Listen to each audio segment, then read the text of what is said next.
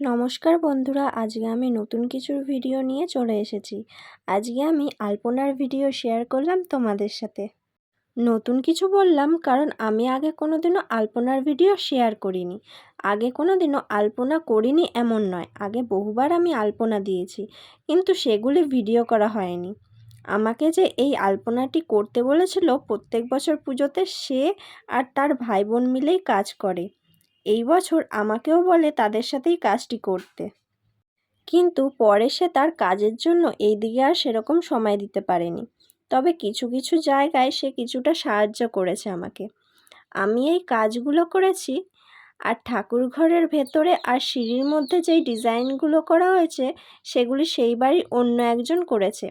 সেটা এই ভিডিওটাতে আমি আর শেয়ার করলাম না, কিন্তু শর্টস ভিডিওতে আপলোড করা হয়েছে, তোমরা চাইলে দেখে আসতে পারো।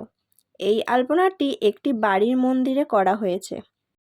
24শে জুলাই পুজো ছিল, তো আলপনাটি প্রায় পুজোর অনেক দিন আগেই শুরু করি, কারণ কালারটা শুকোনোর ব্যাপার আছে।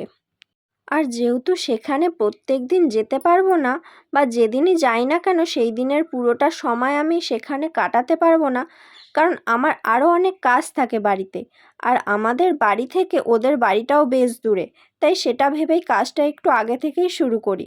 তবুও কাজটা শেষ করতে করতে আমার বেশ কিছুদিন সময় লাগে। শেষমেশ পুজোর 2 দিন আগে আমার কাজ শেষ হয়। কাজটা করে বাড়ি চলে গিয়ে পরের দিন আবার গিয়ে দেখি কোথাও কোথাও ডিজাইন উঠে গেছে। কোনো দিন বিড়াল কুকুর নষ্ট করেছে, কোনো দিন বাচ্চারা নষ্ট করেছে। এই করে একটু অসুবিধে হয়েছিল, সেটা ঠিক করতে গিয়েও আবার কিছুটা সময় লাগে। এখানে অয়েল পেন্টস কালার ইউজ করা হয়েছিল, আর তুলি যখন যেখানে যেটা সুবিধা হয়েছে তখন সেখানে সেটা ইউজ করেছি। আর অয়েল পেন্টস কালারের ক্ষেত্রে বলি, লাইলনের যেই তুলিগুলি হয় সেই তুলি ইউজ করলে ভালো হয়। তুলির টানও খুব সুন্দর হয়, আর এই তুলিগুলির দামটাও কম হয়, তাই নষ্ট হয়ে গেলে অতটাও গায়ে লাগে না। আর কাঠবিড়ালির পশমের তুলির দাম তো অনেক, সেটা ইউজ না করাই ভালো। আর সোনাই কোম্পানির তুলিও ইউজ না করাই ভালো। আর অয়েল পেন্টস দিয়ে কালার করলে এই তুলিগুলো খুব তাড়াতাড়ি নষ্ট হয়ে যায়।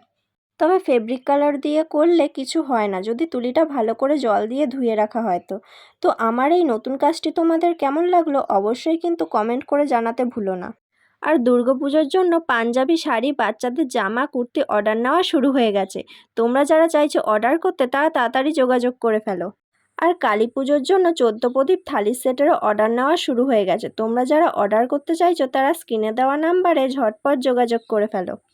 আর পুজো চলাকালীন কিছু ছোট ছোট বাচ্চাদের ফটোও শেয়ার করে দিলাম তোমাদের সাথে। আজকের মতো টাটা, সবাই খুব ভালো থেকো, সুস্থ থেকো। আবার খুব তাড়াতাড়ি নতুন ভিডিও শেয়ার করার চেষ্টা করব তোমাদের সাথে।